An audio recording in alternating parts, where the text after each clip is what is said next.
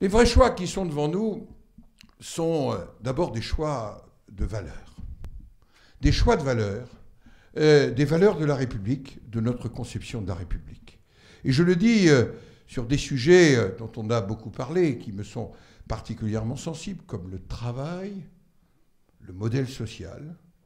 Je dois dire que ce que nous proposions au moment de l'élection présidentielle était de vraies valeurs et de vraies références.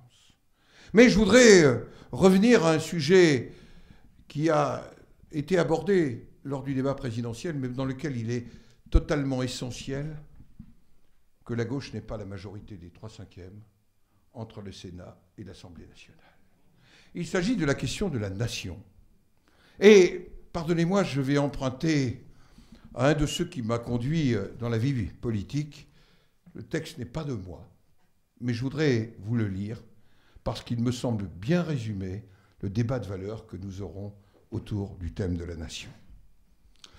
Le véritable et le seul débat oppose d'un côté ceux qui tiennent la nation pour une simple modalité d'organisation sociale désormais dépassée dans une course à la mondialisation qu'ils appellent de leur vœu, et de l'autre, ceux qui s'en font une toute autre idée.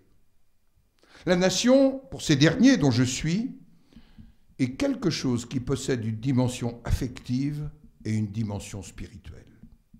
C'est le résultat d'un accomplissement, le produit d'une mystérieuse métamorphose par laquelle un peuple devient davantage qu'une communauté solidaire, presque un corps et une âme. Certes, les peuples n'ont pas tous la même conception de la nation. Les Français ont la leur, qui n'est pas celle des Allemands, ni celle des Anglais. Mais toutes les nations se ressemblent quand même, et nulle part, rien de durable ne s'accomplit en dehors d'elle. La démocratie elle-même est impensable sans la nation. De Gaulle disait « La démocratie pour moi se confond exactement avec la souveraineté nationale ». Fin de citation. On ne saurait mieux souligner que pour qu'il y ait une démocratie, il faut qu'existe un sentiment d'appartenance communautaire, suffisamment puissant pour entraîner la minorité à accepter la loi de la majorité. Et la nation, c'est précisément ce par quoi ce sentiment existe. Or, la nation, cela ne s'invente ni ne se décrète pas plus que la souveraineté. Car le fait national s'impose de lui-même, sans que personne puisse s'en décider autrement. Il n'est ni repli, ni rejet, il est acte d'adhésion. Car la nation, ce n'est pas un clan, ce n'est pas une race, ce n'est pas une tribu. La nation, c'est plus fort encore que l'idée de patrie, plus fort que le patriotisme, ce noble réflexe par lequel on défend sa terre natale, son champ, ses sépultures. Car le sentiment national, c'est ce par quoi on devient citoyen, ce par quoi on accède à cette dignité suprême des hommes libres qui s'appelle la citoyenneté. Et le droit de vote exprime ainsi une adhésion très forte sans laquelle il n'a aucun sens. On ne vote pas dans un pays simplement parce qu'on y habite, mais parce que l'on veut partager ses valeurs et son destin. Fin de citation. C'est le discours que nous partagions avec Philippe Séguin à Tours il y a déjà un certain nombre d'années.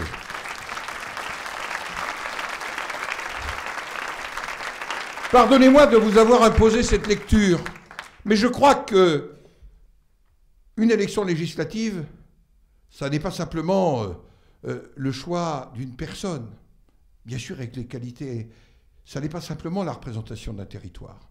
C'est détenir une parcelle de la légitimité de la France. Et dans cette légitimité, le député comme le sénateur ont une responsabilité particulière, qui parfois est de dépasser les propres clivages politiques. Bernadette Dupont nous en démontrait l'exemple bien souvent, et moi aussi d'ailleurs, parfois. Eh bien, je dois dire que c'est ça aussi l'enjeu des valeurs. Et il faut aller répétant que le sujet n'est pas de se disperser, mais de se rassembler. Et de se rassembler dans l'unité. Parce que, à ceux qui vous diront qu'on ne peut pas être maire et parlementaire, pardonnez-moi de vous dire que c'est dérisoire. Alors peut-être suis-je un mauvais maire et un mauvais parlementaire. Ça veut dire que les rambolitains, en tous les cas, qui m'ont renouvelé déjà 5 fois leur confiance, considéreraient qu'ils s'arrangeraient d'un maire absent. En tous les cas, en démocratie, ce sont les seuls juges. Comme sénateur, j'ai essayé, y compris pendant ces 3 années de présidence, d'être attentif à chacune des collectivités, des 262 communes du département, du Tarn-et-Gaudran à Versailles. Je vais du plus petit territoire au plus grand en termes de population. Mais je dois dire que tout ça est assez dérisoire, parce que naturellement, on s'accomplit dans ces 2 mandats pleinement. Voilà pourquoi je le dis, je combattrai toute notion d'interdire l'expérience locale avec le mandat national. C'est au contraire une richesse, c'est au contraire une force, c'est au contraire, j'allais dire, un espèce de reflet qui s'enrichit et qui nous évite, et je le dis devant l'homme indépendant qui est François de Mazières, que ce soit, et j'ai eu l'occasion de dire cet après-midi ce que j'en pensais, simplement les appareils de parti qui décident en lieu et place des réalités locales. Voilà pourquoi, sur ce sujet, je vous le dis, que Suzanne Blanc soit première adjointe au maire de Montigny-Bretonneux, ben c'est une chance pour l'équipe. Et que François de Mazières soit le maire de Versailles, c'est une chance, pas simplement pour Versailles, mais aussi pour Montigny, mais aussi pour Guyancourt. Car c'est bien ça, la représentation territoriale d'un député. Voilà, chers amis, ce que je souhaitais vous dire que je suis, pas simplement parce que ce serait, d'une manière académique, un engagement. Je suis vraiment aux côtés de François de Mazières et de Suzanne Blanc, dans la liberté qui est la leur, mais avec la conviction qu'aujourd'hui, nous n'avons qu'un seul devoir. C'est vrai dans cette circonscription, c'est vrai, cher Alain, dans tout le département. Il y a, dans la démocratie, j'allais dire, des moments où il faut savoir s'unir, ne pas se disperser. Ça n'est pas la mise en cause, je le disais tout à l'heure, des autres, c'est simplement qu'il faut aller à l'essentiel. Je vous le dis quand même, l'essentiel est en cause. Nous ne pouvons pas considérer cette élection législative comme une espèce d'épreuve dans laquelle nous souffririons après la déception qui a été la nôtre dimanche soir. Car je vais, dans cette élection, et je le dis en tant qu'un des membres du comité stratégique pour préparer les élections législatives au plan national, avec 3 principes. On est déterminé à gagner pour gouverner. Parce que je ne crois pas que ça soit totalement impossible que nous puissions, avec un score qui s'est joué à 600 000 voix de déplacement, sans pouvoir être déterminés à gagner pour gouverner. Je pense que le meilleur équilibre des pouvoirs, ça n'est pas contre le pouvoir, c'est gouverner. Et donc, gouverner, y compris avec un président socialiste, gouverner avec des hommes et des femmes qui auront d'ailleurs beaucoup plus d'expérience internationale que lui et d'expérience nationale, ça me paraît tout à fait essentiel.